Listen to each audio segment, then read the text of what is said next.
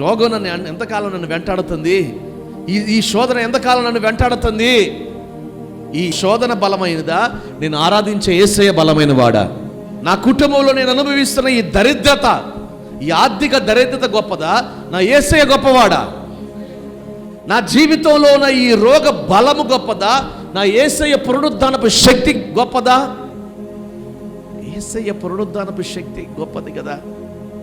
మరి నువ్వు ఎరిగినప్పుడు నీకేం కలుగుతుంది? అయ్యో, నేను ఆయన శక్తిని అనుభవించలేకపోతున్నాను, ఆయన బలాన్ని అనుభవించలేకపోతున్నాను, ఆయన ద్వారా కార్యాలను నేను అనుభవించలేకపోతున్నానని నీకు రోషం కలగాలి. నీకు ఎప్పుడైతే రోషం కలిగిందో నీవు మేలుకొంటావు. నిద్రిస్తున్న ఆత్మీయ నిద్రలో ఉన్న నీవు మేలుకొని నీవున్న స్థితిలో నుంచి లేవనెత్తబడి నడుం కొట్టుకుని పోరాటం చేస్తావు. ఎంతకాలం? క్రైస్తవుల ఎదుట ఏది నిలవదు, పరిశుద్ధుడు ఏది నిలవదు. అది ఏ శోధనైనా, ఏ సమస్య అయినా, ఏ చీకటి కార్యమైనా క్రీస్తు ఎదుట నిలవకుండా ఉండును గాక. ఆయన బిడ్డల ఎదుట నిలవకుండా ఉండును గాక. ప్రార్థిస్తున్న ఈ సంఘంలో నిలవకుండా ఉండును గాక. చప్పట్లు కొట్టి గట్టిగా చెప్పండి. అందుకుని అంటున్నాడు, సంగమా, ప్రభు రాకడ దగ్గరికి వస్తా ఉంది. అపాయకరమైన కాలములో ఉన్నాం. సమస్యలు వెంటాడుతూ ఉన్నాయి. ఏ దిక్కు నుండి ఏ సమస్య వస్తుందో తెలియని వేళ నా ప్రభు చెప్తున్న మాట ఒకటి, ఇదిగో నీవు నిద్రించుచున్న నీవు మేలుకో, నీవున్న స్థితి నుంచి లే. ఈ దినమందే నా యేసుక్రీస్తు వెలుగు నీ మీద ప్రకాశించబోతా ఉంది. హల్లెలూయా. తల ఒగ్గుతావా, నడుం కట్టుకుని ఉపవాసం ఉంటావా అని ముద్దుకేని అడిగితే ఉపవాసమే ఉంటా కానీ శత్రువుకి తల మాత్రం వంచను. ఇదండి రోషం అంటే. ఇది భక్తి రోషం. నాకు ఉద్యోగం రాదా? వస్తుంది, నడుం కట్టుకో, ఉపవాసం అండి. నా కుటుంబ సమస్యలు తొలగిపోవా? నా ప్రభు కార్యాన్ని చేస్తాడు. నీకు ఆత్మీయతలో ఎప్పుడైతే మేలుకుంటావో, నువ్వు ఎప్పుడైతే లెగుస్తావో ఆయన వెలుగు నీ మీద ప్రకాశిస్తుంది.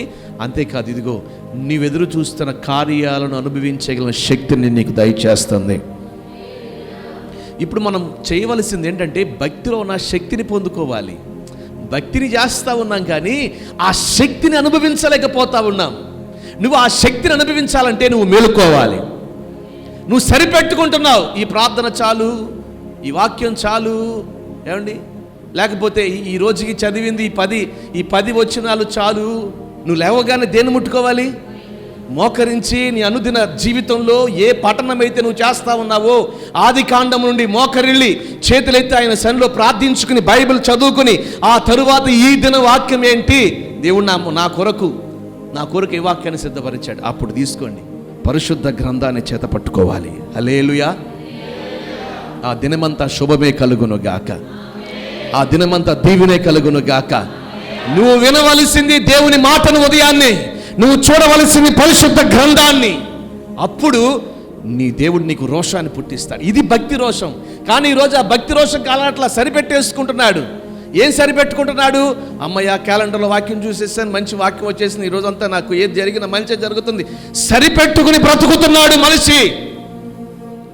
సరిపోతుందా?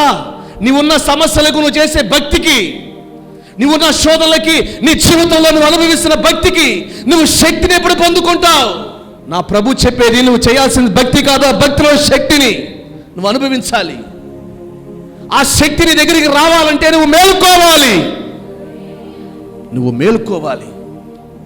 పరిశుద్ధమైన సంఘానికి, పరిశుద్ధులకి దేవుడు చెబుతున్న మాట అది. ఇదిగో నీవు మేలుకో, నిద్రిస్తున్న సంఘమా, ప్రజలారా, పేరుకు విశ్వాసులే, రక్షించబడిన వారే, ప్రభువుని వెంబడిస్తున్న వారే, కానీ నిద్రిస్తూ ఉన్నారు. ఆత్మీయ మేలుకొలుపు పరిశుద్ధాత్ముడి రాత్రి కలుగు చేయును గాక. గట్టిగా నేను ప్రార్థన చేస్తున్నాను, నేను భక్తి చేస్తున్నాను అనుకుంటున్నావు, కానీ ఆ భక్తిలో నా శక్తిని అనుభవించలేకపోతా ఉన్నావు. నిజంగా ఆ శక్తిని నువ్వు అనుభవిస్తే నీ సమస్య ఎదురు తొలగిపోవాలి. గట్టిగా ఈరోజు నా ప్రభు అదే చెప్తున్నాడు. ఏమని?